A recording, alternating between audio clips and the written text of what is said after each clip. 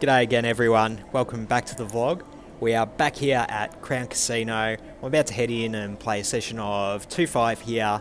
It's a holiday season at the moment, Christmas is just around the corner, so I want to do something a bit different for the holidays this session. So typically when I come to the casino I buy in with my own money and just take whatever the profits are. But today, if I do make a profit, it's all going straight to the New South Wales Fire Relief Service. If you're not from Australia, if you're from Australia, you've definitely seen in the news recently that there has been rampant bushfires across rural New South Wales and Queensland. It's destroyed over 300 homes at this point, absolutely ravished wildlife and nature in rural sections of New South Wales and Queensland. So obviously off the back of that, a bunch of charities have popped up to try and help the families affected and the wildlife affected. So that's where the New South Wales Rural Fire Service comes in. I'm going to give all my profits to them to give back a bit in a time when, frankly, Australia needs the help. So that's the plan for today. All the money's going to charity, and hopefully we can get some good hands in as well so we can get a nice vlog out for you guys.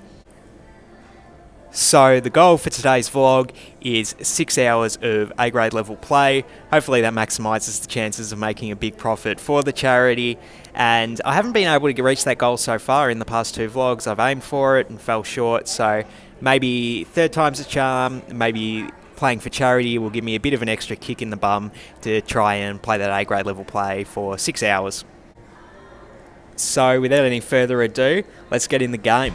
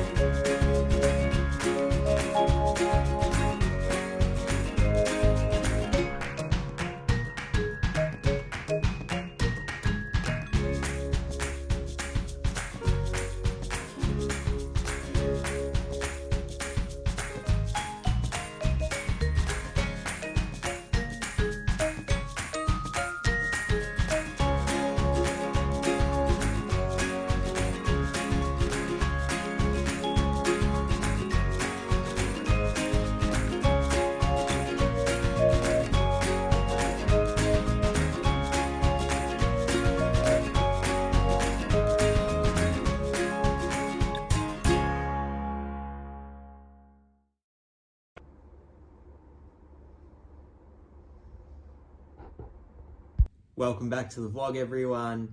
It is currently Christmas Day.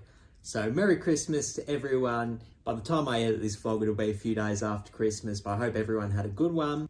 But we're not here to talk about the holiday season. We're here to go over some poker hands. About 2 nights ago now I had the poker session at Crown Casino where I played 2-5, and all of my profits from that game are going to help out with the bushfires that are happening around Australia. So let's get into these hands and see how I run. So for the first hand, there's a tight aggressive play that opens under the gun for 20, and then the hijack calls to 20, and the action folds to me in the small blind. And it must be Christmas because I look down at my favourite hand in all of poker, pocket aces. I throw in the 3-bet, I make it 90, the action gets back to the under the gun player, and it must be Christmas because he rips all in. Then the middle position player folds. Obviously I have a very easy snap call with my aces, and then the under the gun player shows pocket queens. So obviously a bit of a sick call for them. And when the board runs out jack high, I'm going to scoop in that one. So it's nice to get a full double up with my favourite hand. First hand of the vlog. Merry Christmas. Okay, next hand, there's a new player who I didn't quite recognise under the gun, and he goes ahead and makes it 15. Then the hijack calls, and the action's on me in the cutoff, and it's still Christmas because I still have my favourite hand. I've got pocket aces in the cutoff. I go ahead and throw in the 3-bet to 70, and then if the action gets back to the under the gun player, he calls, and the person in between folds, I should say. So we are heads up to a flop of jack 9-8 rainbow.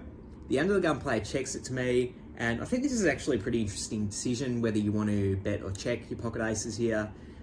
I actually decided to go ahead and bet. I make it 60, just trying to get value from a jack or any 10, but obviously things can be a bit dicey on this board. I lose to a bunch of stuff with aces, but I do decide to bet it this time, and then the under the gun player calls.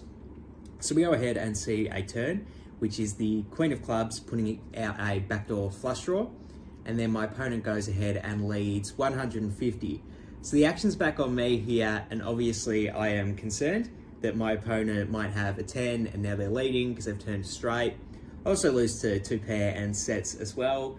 I'm not so convinced that they would lead this turn, but definitely worried about that straight. The chances I'm drawing dead are pretty good, and without any prior history with this opponent, I don't know if they're super aggressive or not, I just go ahead and lay down my aces there.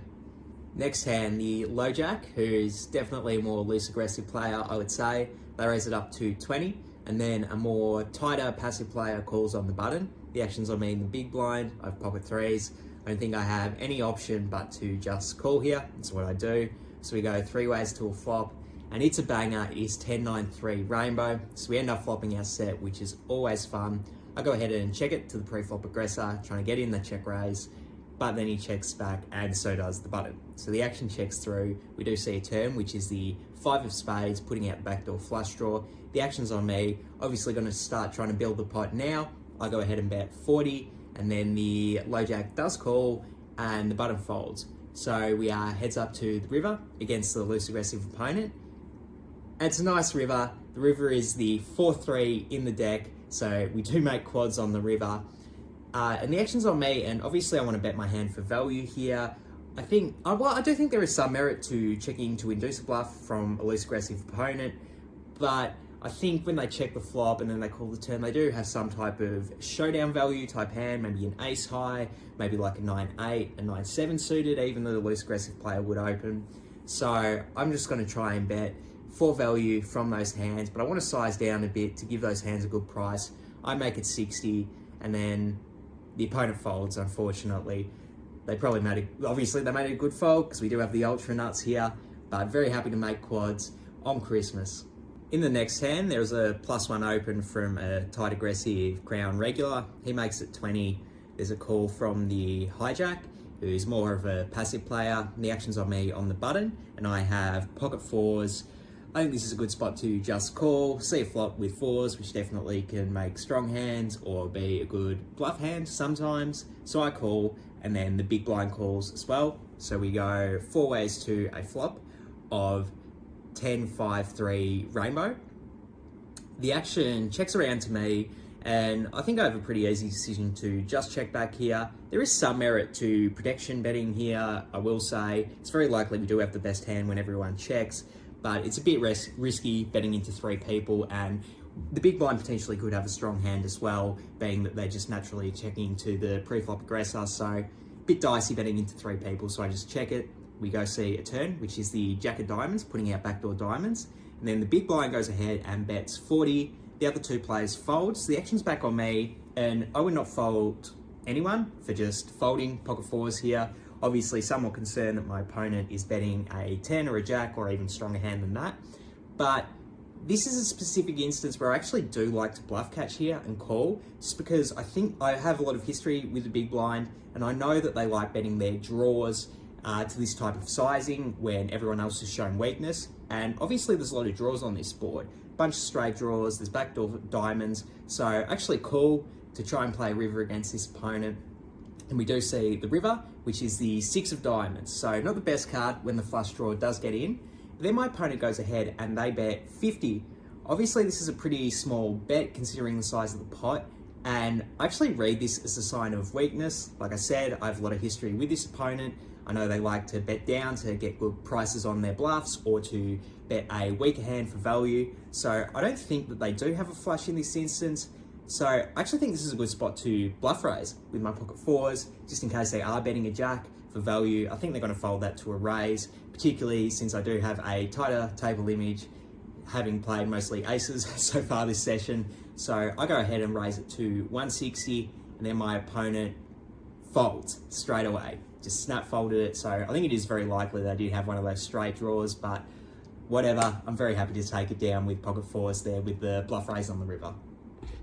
Next hand, I am under the gun with 10-9 of clubs. I go ahead and open it up to 15, and then another crown regular who I've played a lot with. he is in +1 and he 3-bets to 50. The action folds back around to me, and this is that classic, I don't mind any three of your options spot. In this instance, I decide to just call. I think against a +1 open, 4-bet bluffing, I'd rather use different hands than 10-9, particularly when I can see a flop and play with this hand. Also, folding, potentially an option, just a bit too conservative in my opinion, so I do throw in the call, and we are heads up to a flop of 9-6-4 with 2 spades. So flop top pair, not the worst thing in the world. I go ahead and check it to the pre-flop aggressor, and then he goes ahead and bets 35. The action's back on me. I think I have a very easy decision to just call with my top pair. Don't want to inflate the pot when my opponent has a lot of overpairs in their range, but folding against a regular at Crown would be way too nitty with top pair here, so I do call. We go and see a turn, which is the 2 of hearts. I go, it's a pretty bricky card. I go ahead and check to the pre-flop aggressor, and then he goes ahead and checks back. Loving that. Very good chance that my top pair is good here. Until the river is the ace of diamonds. Obviously an awful river card for us. All their ace king, ace queen, etc. All those hands got there, so I can't really bet this hand for value now. I just have to check and assess, see what my opponent does. And they're in the tank for probably a good 30 seconds before deciding to check back ace jack offsuit. So obviously I was somewhat concerned my opponent did river the ace, but also an interesting 3-bet hand by them. When I saw that, I really wish I did consider a 4-bet with my 10-9 suited more, because I was probably going to get a lot of folds there, but just something I need to store away for next time I play against this opponent, but obviously we're going to lose that one. So another Crown regular in the cutoff opens to 20. I'm in the small blind with ace king. I go ahead and 3-bet 80, and then the cutoff calls. So it heads up to a flop of ace 10-9 rainbow. The action's on me. I think this is a pretty good spot to c-bet for value. I go ahead and make it 55, and then the cutoff calls. So we see a turn, which is the 2 of diamonds, putting out the backdoor flush draw. The action's on me, and I actually think this is a pretty interesting decision, whether to continue betting for value or to just check. The reason I'd like betting for value is to try and build a pot against a worse ace than ace king. The reason I would like checking is because some of those worse aces, they're probably going to be pretty reluctant to put in more money, considering I have the ace kings, ace queens in my range, so it might scare those hands off. Whilst checking, I can get more value from them later, or they might bet themselves. So there's definitely good arguments on both sides. I decided to go ahead and bet 100. If I had the decision back, I might check. I think that's a little bit better, but pretty marginal spot. So I go ahead and bet 100, and then the cutoff calls. So yeah, heads up to a river, which is the 8 of diamonds. I have another interesting decision here, I think, whether to go all in for the 270 or just check it and see what my opponent does. I decide to check, and the reason is I was already worried on the turn that a worse ace than ace king would be reluctant to put more money in the pot, and if I felt that way on the turn, I feel even more so that way on this river. Plus, there is some concern that my opponent does have a stronger hand than ace king. Queen jack is now straight. Obviously, backdoor diamonds got in as well. Plus, it's somewhat possible my opponent is slow playing 2 pair or a set, being that they were in position for the entire hand. So somewhat concerned that I don't have the best hand here. So I go ahead and check, and then my opponent does it. They rip all in for 270. It's a pretty gross spot here with ace king. Obviously, I had the concern that I lose to straights, flushes, slow played hands, and if my opponent does have ace queen or ace jack, I just don't think they're going to go all in. It is somewhat possible that they're bluffing, but like maybe with a hand like 8-7 suited that was a straight draw, but they made a pair on the river. I just think, considering all those hands in their range that I'd lose to, and the fact I'm kind of struggling to find bluffs that they could have, I actually decided to fold the ace king here. So obviously this decision is a pretty tough one, and I can definitely see why you would call. If you're not calling with ace king here, you're probably going to be check folding this river a lot when you take this line. So there's merit to defending your range by calling, but I just don't think this is a spot to do it, and I just can't think of a bluff my opponent would take with this line except for maybe 8-7. And that's like maybe 8-7, like I would be somewhat surprised if they did take that line with 8-7, to be honest. So those were the most interesting hands we played during the session. I ended up buying in for 500 in the session. Fortunately, I didn't need to top up, and I did cash out for 726. So we did make a profit on the session, and that $276 is going straight to the New South Wales Fire Relief Fund. So that's all to them, and I'm happy I made a profit and that it's going to a great cause, particularly in a time when Australia needs it. But now we're on to the gameplay grade. And I had the goal at the start of the session, 6 hours of A grade level play. Well, I played 6 hours, so that's the first pass sorted. But in terms of the actual gameplay grade of the session, I was aiming for that A. I'm gonna have to give myself a B+ for this session. I felt like I was very close to that level. I didn't make too many egregious mistakes, particularly in the hands I went over in this vlog.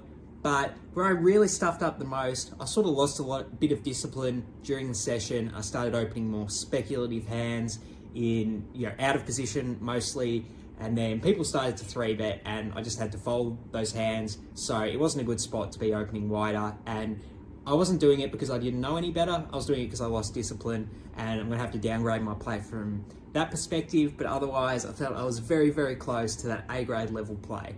So B+ feels about right. So that's going to wrap up the vlog for today, guys. Thank you so much for watching. Have a Merry Christmas out there. Even though Christmas has probably come and gone by the time you see this, I'm out of here. Peace.